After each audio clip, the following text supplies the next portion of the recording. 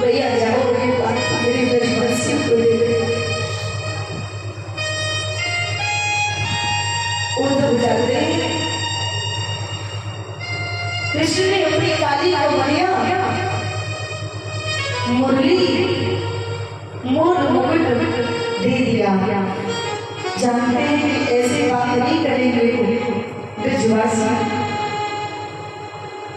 उनको जाकर के सीधे सीधे शब्दों में समझाना कि मैं कृष्ण का मित्र हूँ। उधर कहने भैया मैं आपका कार्य करता हूँ, लेकिन एक बात बताओ, वो सीधे साधे अनपढ़ गवार ग्वाल वाल क्या मेरी वेद वेदांत की भाषा को समझ पाएंगे? मैं तेरा वेदों का ज्ञानी। कन्हैया बोले भैया थोड़ी सीधी सी भाषा, थोड़ी सी सरल भाषा में समझाने की कोशिश करना, वो जरूर समझ जाएंगे। बोले ठीक है, तुम कहते हो तो हम अभी जाते हैं और मुश्किल से 2 घंटे में वापस आते हैं, क्योंकि दूरी ही कितनी है, मथुरा से वृंदावन की ज्यादा दूरी नहीं है। फिर भी ग्वाले वाले कभी कृष्ण को मिलने नहीं आए, क्योंकि जो आनंद कृष्ण से मिलने में नहीं है, जो आनंद कृष्ण को याद करने में आता है।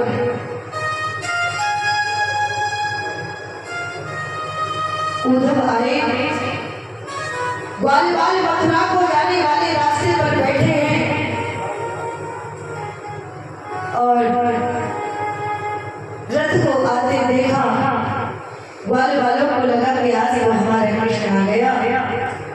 दौड़ कर गए, रथ को चारों ओर से घेर लिया, लेकिन एक ग्वाल एक वृक्ष के पीछे जाकर के छुप गया। मैं नहीं बोलता नहीं भाई साहब, ये परसों की कह के गया था, परसों बीत गए, अब तक नहीं आया। जैसे ही रथ नजदीक आया, दौड़ करके सबसे पहले रथ के पास में पहुंचा, देखा कि रथ में कृष्ण नहीं, ये तो कोई और है।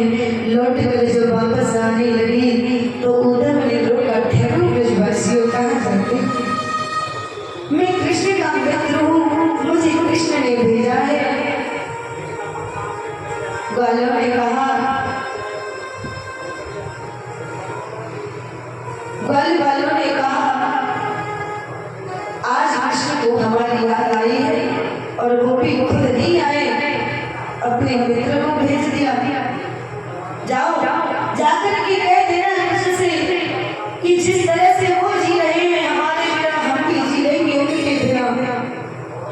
और अब तक तो उन्होंने तुम्हें यहाँ भेज दिया है, आज की बात भले ही किसी को ना भेजे, लेकिन हमारे हृदय से उनके लिए प्रेम कभी कम नहीं होगा, उनकी प्रतीक्षा करना हम कभी नहीं छोड़ेंगे। उधर उनका भैया हमें यशोदा मैया करना है।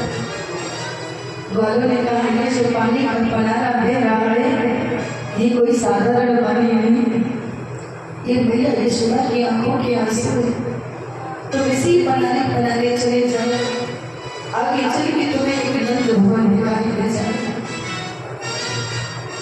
उधर नंद भवन में पहुंचे, जैसा कृष्ण ने बताया था वैसा नहीं। कृष्ण ने तो कहा था कि मेरी मैया बड़ी सुंदर है, बड़ा घुमारा लेगा, बड़ी सुंदर फरिया ओढ़ती है, लेकिन वहां आकर जब देखा है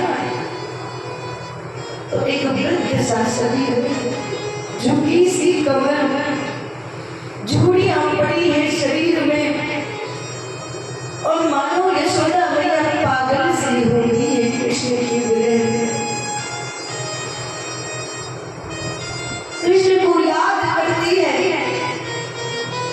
कभी छड़ी उठाई पूरे घर में घूमती है, अरे लाला रुक, अरे लाला रुक, तुझे माखन खिलाऊंगी। कभी वस्त्रों को उठाकर कृष्ण के पालना में रखकर झुलाने लगती है, कभी पूरे आंगन में कृष्ण कृष्ण कहकर के पुकारती है। जब याद आता ही कृष्ण तो मुझे बहुत पहले छोड़कर चला गया कि पृथ्वी पर गिर जाती है। ऐसी हालत में उधर मुझे नहीं दिखा। कभी कभी भैया देखो ये सच्चाई है, संतान भले ही माँ बाप को भूल जाए, संतान एक बार के लिए माँ बाप से दूर रहने के लिए तैयार हो जाती है, लेकिन माँ बाप कभी संतान से दूर नहीं रह सकते। आज भैया यशोदा रोती है, बिलखती है, कहती है मैं तो ऐसी अभागन हूँ जो कृष्ण मुझे छोड़ करके चला गया। मुझसे अच्छा भाग्य तो सकागा था जिस दिन जो बचपन में मेरा कृष्ण माखन रोटी खा रहा था, मेरे कृष्ण के हाथों से माखन रोटी ले गया है।